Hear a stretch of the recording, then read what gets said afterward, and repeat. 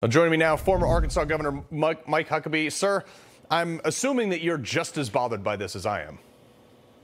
I am livid over it, Carl, and I wish that a lot more parents would wake up and recognize that a child is in no position to decide to permanently disfigure himself or herself. And those are the only two options. There are two genders, XX, XY. We're born that way. And there's not 57.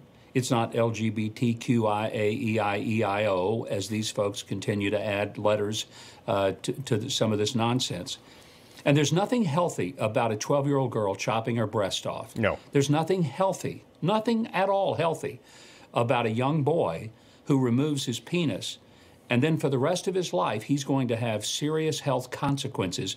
And if you read some of the harrowing stories of kids who were talked into this, and they talk about the pain, the loss of sensitivity, the bleeding, the extraordinary sense of just depression, how frustrated they are.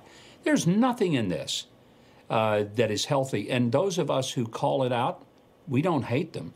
Honest to God, we have a greater love for them, and we want to see their lives genuinely healthy, both mentally and physically. It is sickening to me to watch these parents and the aftercare that goes into this too is thousands of hours through just to make 21 years old. Governor, I want you to take a look at this, The View of all places. I can't believe I'm playing a clip of them on Friday, and watch how they just defended this stuff as if it's like some great thing. Watch.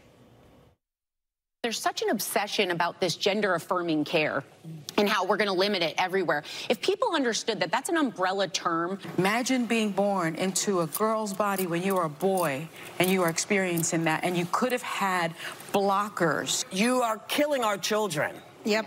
You are telling our kids they don't belong. Governor, I showed the statistics that the opposite, the affirmation of this garbage, is actually killing our kids.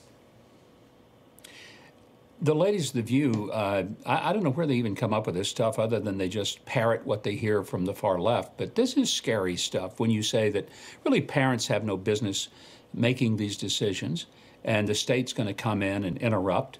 But the other side of it is the notion that somehow that a 6-year-old who honestly may think that he's a pirate on any given day, what are we going to let him do?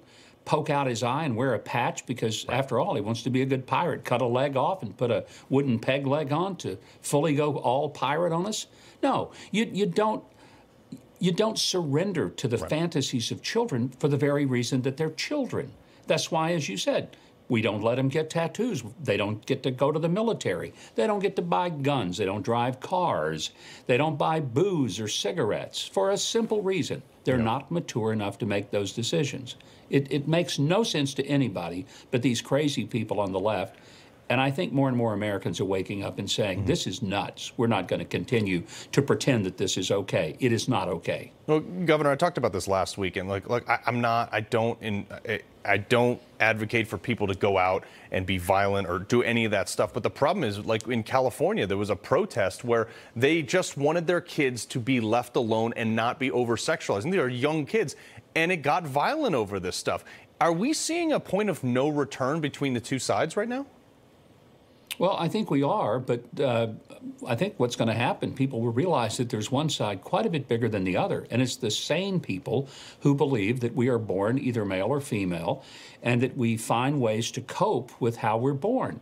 There are girls who are tomboys, there are boys who are effeminate, but it doesn't mean they need to go and rearrange their physical characteristics or do mutilation to their bodies or take chemicals that will physically castrate boys. This is the crazy part of this, because that's irreversible. And here's the thing, Carl, I wish some of these folks would explain.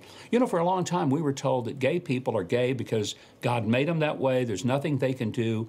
They are who they are, and they're permanently fixed that way from the time of birth. Now we're told, oh, no, it's not that at all. Oh, it's all gender fluidity. And you may be a boy now, you may be a girl later, maybe you want to be a boy again. Which is it?